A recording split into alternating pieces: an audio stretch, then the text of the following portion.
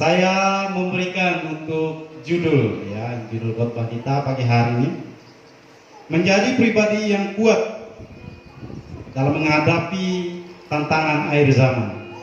Ya, sekali lagi, judul khotbah pagi hari ini menjadi pribadi yang kuat dalam menghadapi tantangan akhir zaman. Oke, kita berbicara tentang akhir zaman, ya. Memang kita tidak tahu pasti karena firman Tuhan pun mengatakan, ya, tidak ada satu orang pun yang tahu. Tetapi kalau kita melihat tanda-tanda itu, ya, baik itu ada di bangsa kita ataupun di bangsa-bangsa lain, kita bisa melihat dengan adanya wabah penyakit yang merajalela hari-hari ini, perang di mana-mana. Ya. Tuhan sudah memberikan tanda-tanda, ya. Kalau mendengar ada deru perang di mana, sudah mendekati. Ya. Orang mulai cemas, orang mulai takut, gelisah. Itu firman Tuhan sudah jelaskan. Akan adanya kelaparan dan sebagainya. Pagi hari ini saya ambil untuk satu ayat saja. Dalam 1 Petrus pasal 4 ayatnya yang ke-7. 1 Petrus pasal yang keempat ayatnya yang ke-7. Nanti kalau mau dibaca selanjutnya silakan. Tapi di sini berbicara tentang kehidupan orang Kristen. Demikian bunyi firman Tuhan. Kesudahan segala sesuatu sudah dekat. Sekali lagi, kesudahan segala sesuatu sudah dekat. Karena itu kuasailah dirimu dan jadilah tenang, supaya kamu dapat berdoa. Sekali lagi, kesudahan segala sesuatu sudah dekat. Karena itu kuasailah dirimu dan jadilah tenang, supaya kamu dapat berdoa. Kalau dalam terjemahan lain mengatakan akhir dari segala sesuatu itu sudah dekat.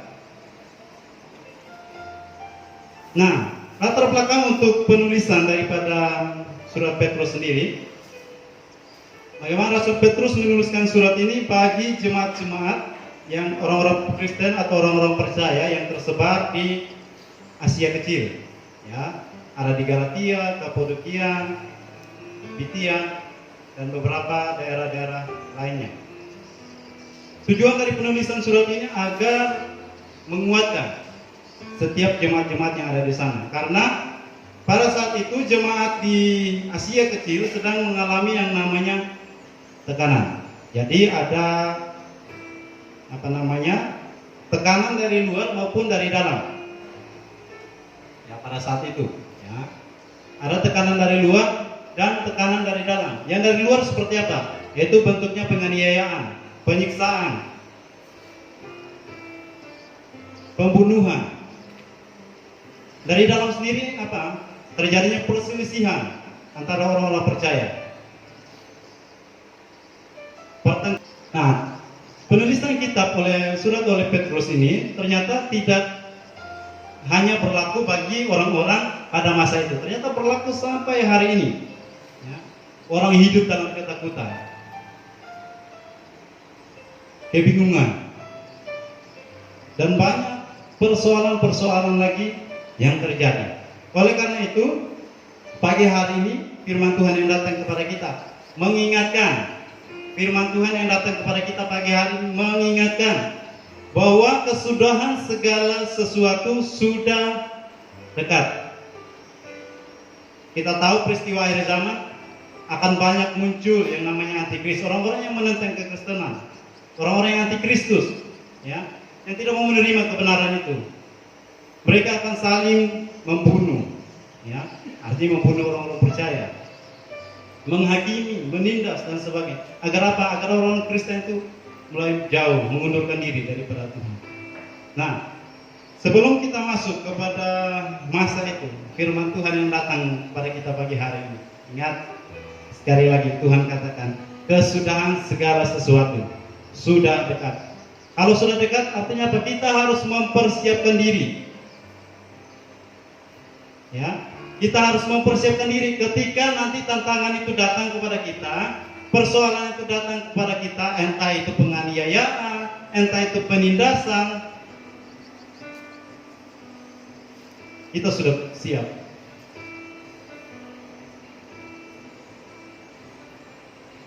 Jadi kita tidak perlu lagi kaget, kok ini bisa terjadi? Firman Tuhan sudah mengatakan kepada kita. Ya. Nah, jadi ada beberapa poin yang dapat saya bagikan pagi hari ini berkaitan dengan menjadi pribadi yang kuat. Ya, kuat sudah pasti ketika kita mampu, ketika kita kuat kita akan bisa menghadapi entah itu tantangan apapun, kita tidak akan ragu, tidak akan lari, ya, tidak akan khawatir, tidak akan cemas, karena kita adalah pribadi yang kuat. Nah, untuk poin yang pertama, ya, di sini dikatakan kesudahan segala sesuatu sudah dekat, karena itu kuasailah dirimu. Ya.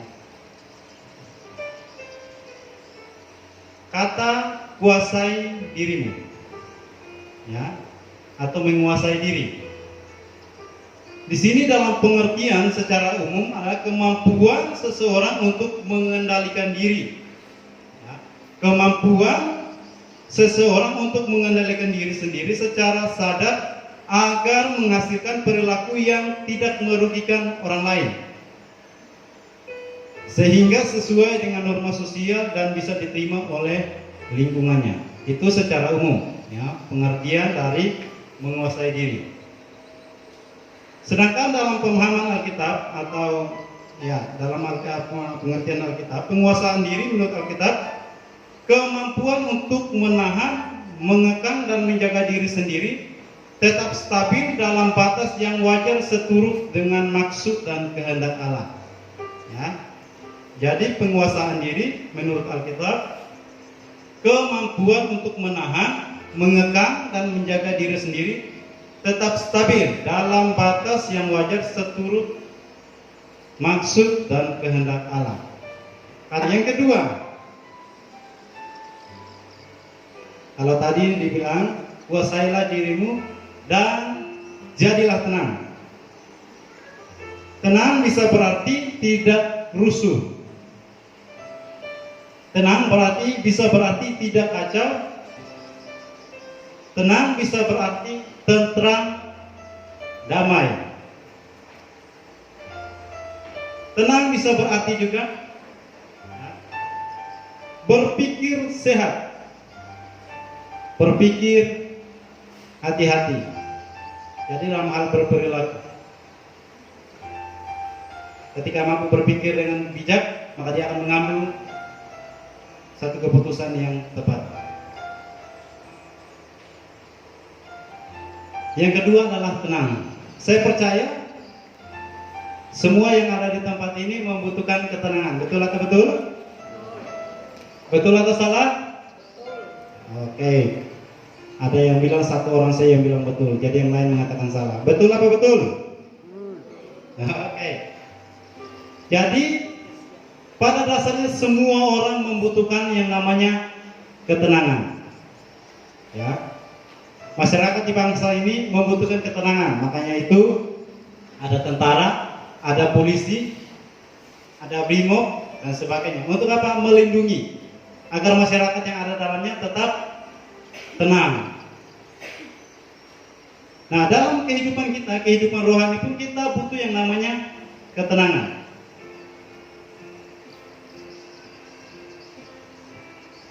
Tanpa ketenangan tidak akan mungkin kita menjalani kehidupan ini dengan baik.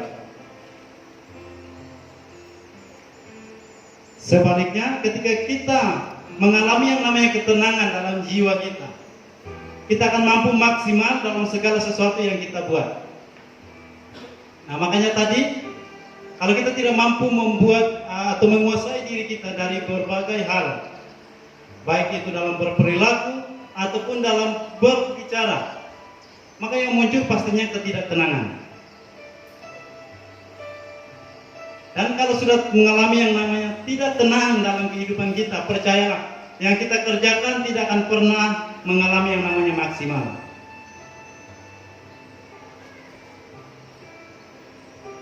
Berbeda ketika ada ketenangan dalam jiwa kita, ketenangan dalam diri kita. Percayalah, yang kita perbuat itu pasti akan maksimal.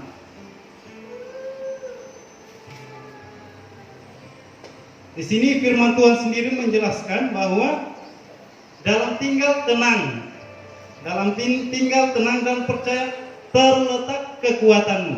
Nah, firman Tuhan sendiri mengatakan, ya, bukan saya yang mengatakan, firman Tuhan. Saya hanya melanjutkan apa yang firman Tuhan sudah tuliskan. Jadi dalam tinggal tenang ada kekuatan.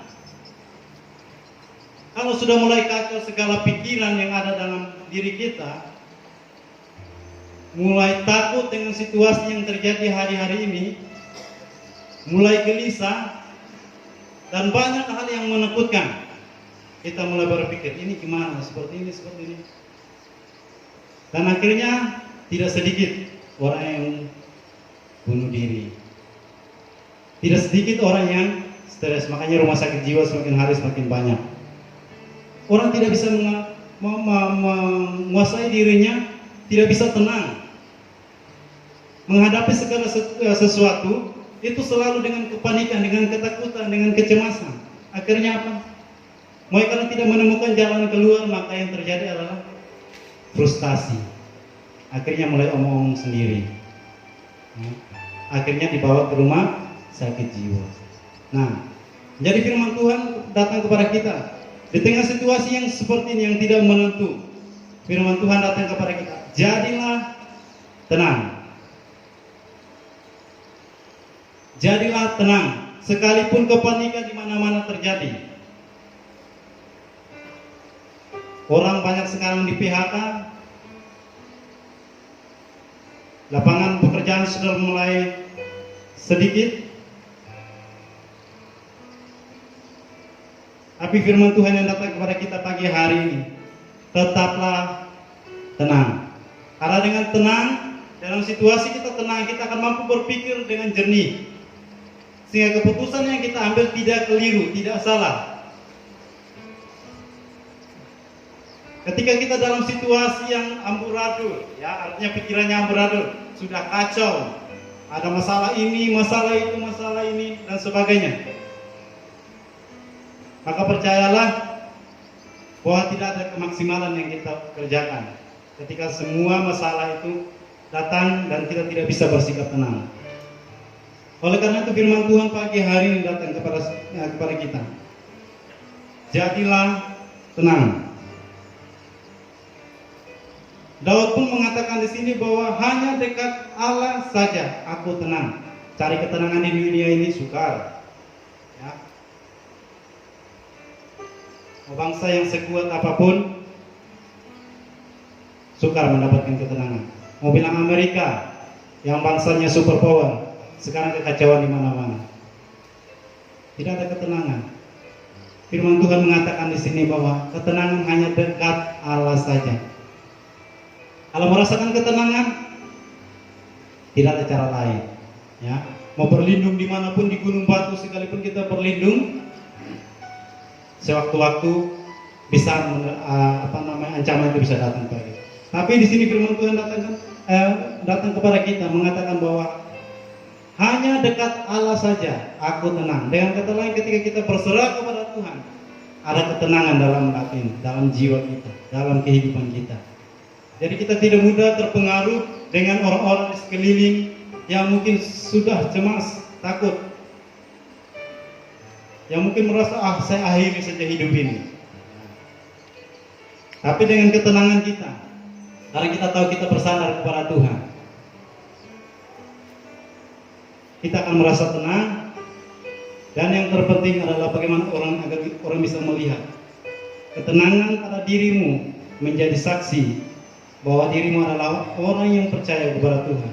Sehingga mereka yang belum percaya kepada Tuhan melihat dirimu, melihat Bapak Ibu, melihat saudara semua dengan sikap tenang menghadapi permasalahan yang ada.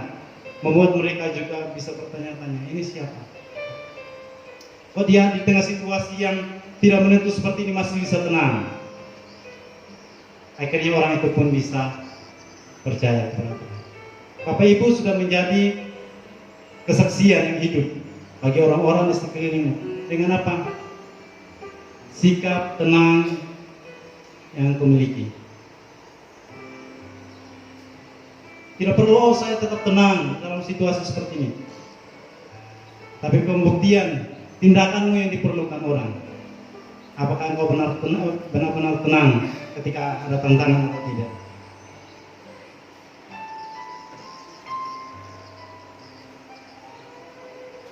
Jadi yang pertama tadi, menguasai diri agar menjadi tenang. Dan yang ketiga, tidak terlalu panjang, cukup beberapa menit. Yang ketiga, berdoa.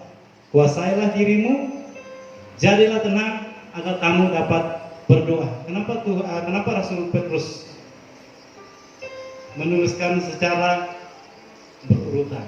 Kuasai diri, jadi tenang, berdoa.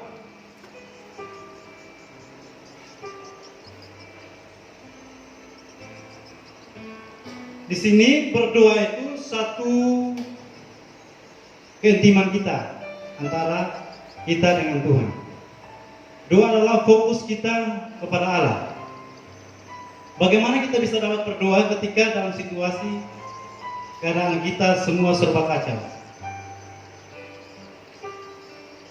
Kita tidak akan mungkin berdoa dengan maksimal. Kita tidak akan mungkin berdoa sesuai dengan apa yang Allah kehendaki agar kita doakan. Ya, kita akan berdoa semaunya kita.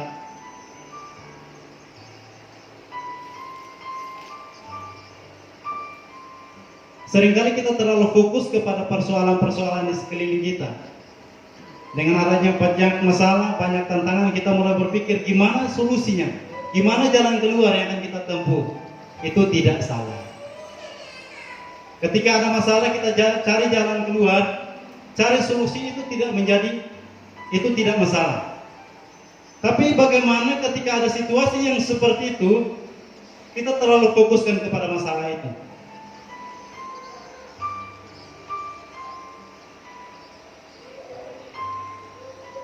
Sampai-sampai kita melupakan Tuhan bahwa Dia sumber yang memberikan kekuatan kepada kita. Dengan adanya masalah, tantangan yang membuat kita bingung dengan segala situasi, kadang kita mulai menjauh daripada Tuhan. Saya percuma, ikut Tuhan sudah sekian lama, masalah silih berganti datang. Selesai satu lagi, selesai satu lagi. Kapan masalah selesai? Tapi ingat, ketika kita mampu berdoa dalam situasi tenang, ketika kita mampu berdoa dalam situasi hati kita tertuju kepada Allah, kita akan memahami dengan benar apa yang Allah kehendaki agar kita berbuat.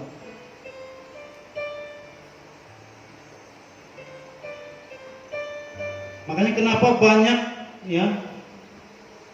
hamba-hamba Tuhan, hamba Tuhan, orang Kristen, jemaat Tuhan, seperti banyak juga yang meninggalkan iman percayanya ketika menghadapi tantangan yang sudah berat, membuat semakin jauh daripada Tuhan, semakin jauh sampai Tuhan tidak kelihatan lagi. Akhirnya apa? Dan berkata Tuhan itu tidak ada. Ketika ada tantangan, persoalan, mulai menjauh daripada Tuhan, jauh. Dan berkata lebih baik aku cari jalan pintas. Tidak sedikit hamba Tuhan, tidak sedikit orang Kristen yang meninggalkan iman percayanya hanya karena masalah yang datang. Karena apa? Tidak mampu menguasai diri, tidak bisa bersikap tenang ketika menghadapi tekanan, tidak mampu bersikap tenang ketika menghadapi persoalan. Yang adalah ketakutan demi ketakutan, dan melihat dirinya bahwa dengan kekuatan dia mampu. Tapi ketika tantangan itu semakin hari semakin banyak, mulai merasa tidak ada lagi yang bisa menolong, akhirnya mulai berpaling. Jadi firman Tuhan yang datang kepada kita pagi hari ini, untuk menjadi pribadi yang kuat di tengah situasi yang tidak menentu hari-hari ini, situasi akhir zaman. Tuhan mau agar bagaimana kita bisa tetap menguasai diri kita. Tuhan mau agar kita tetap menjadi tenang, sekalipun banyak goncangan yang terjadi. Tuhan mau agar kita tetap tenang. Dalam ketenangan itulah yang Tuhan ingin bersekutu dengan Tuhan, membangun keintiman dengan Tuhan. Agar apa? Kita tahu ketika ada tantangan datang kepada kita tahu cara menyelesaikannya seperti apa. Tidak membuat kita menjadi frustasi, tidak membuat kita menjadi takut, dan pada akhirnya kita meninggalkan Tuhan.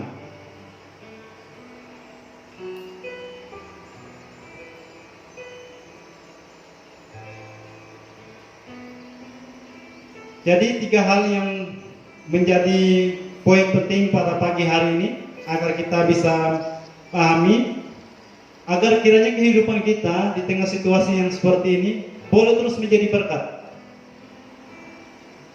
Entah itu berkat bagi teman-teman di sekeliling kita, berkat bagi keluarga kita, berkat bagi orang-orang yang mungkin kita tidak kenal lewat cara hidup kita yang berbeda. Cara hidup kita ketika kita menghadapi yang namanya situasi yang tidak menentu. Cara hidup kita boleh menjadi berkat ketika kita menghadapi persoalan-persoalan yang berat. Ya, dengan adanya virus corona membuat orang semakin cemas. Kita bisa hadir. Gaya hidup kita boleh memberkati orang lain. Ketika orang yang di sekeliling kita yang tidak percaya Tuhan mulai mengeluh dengan situasi dan keadaan, jadikan kehidupanmu berkat, agar kiranya Yesus Kristus dikenal lewat kehidupanmu. Karena apa? Cara Anda atau saudara menghadapi tantangan yang ada berbeda dari kebanyakan orang yang tidak kenal Tuhan. Beberapa kunci ya, di bagian yang terakhir. Oke. Beberapa kunci yang perlu untuk kita pahami dalam hal menguasai diri. Agar apa? Agar kita tidak mudah terombang-ambing. Yang pertama adalah miliki target atau tujuan dalam hidup. Kalau kehidupan kita punya target, kalau kehidupan kita merasa aku harus sempurna seperti Kristus, sekalipun ada masalah, ada persoalan, tantangan dan sebagainya, tidak mengalihkan perhatian kita. Makanya kalau orang yang punya target dalam kehidupan, dia akan tahu bagaimana cara untuk sampai ke sana. Kalau punya target, punya tujuan dalam hidupnya. Karena tujuan hidup kita adalah sempurna seperti Kristus. Bagaimana kehidupan kita dapat serupa dengan gambaran Kristus. Kalau memang itu yang jadi tujuan hidup kita, agar kita boleh berkenan kepada Tuhan, tantangan, persoalan bukan menjadi perkara yang terlalu serius.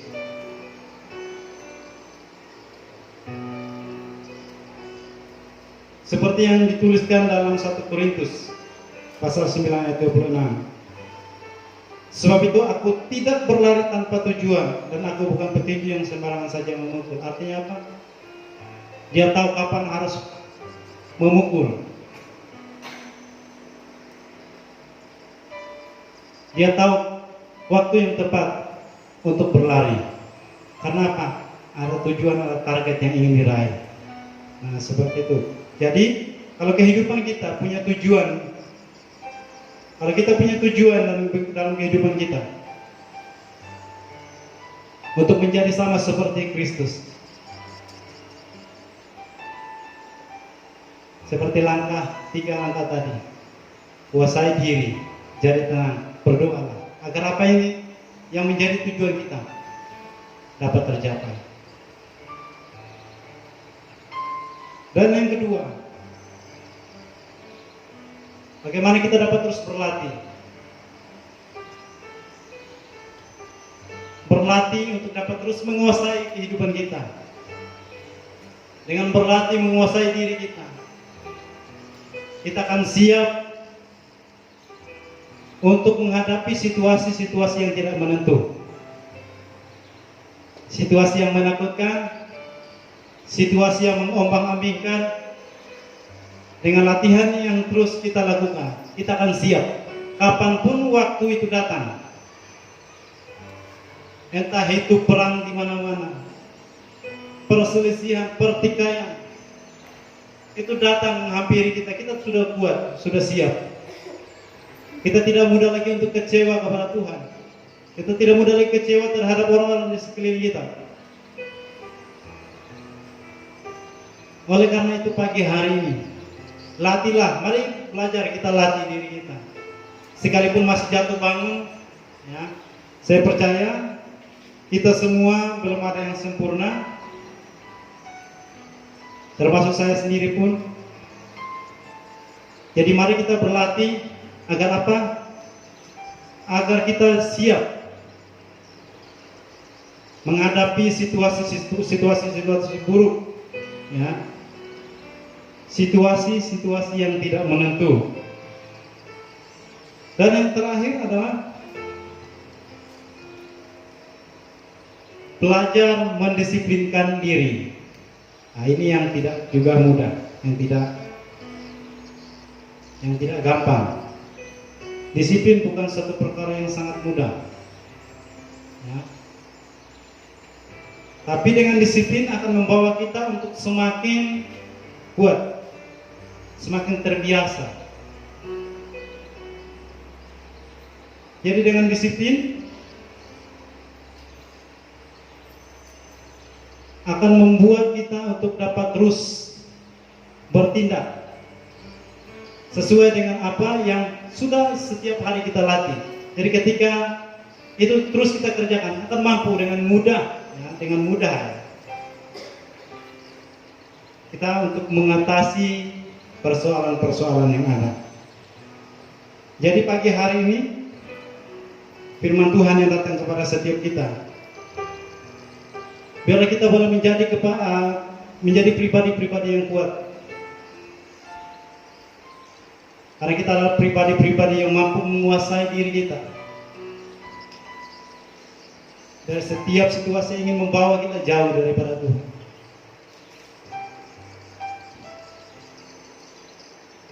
Jadi 3 poin penting yang dapat saya bagikan kepada kita pagi hari ini, sesuai dengan apa yang firman Tuhan sampaikan.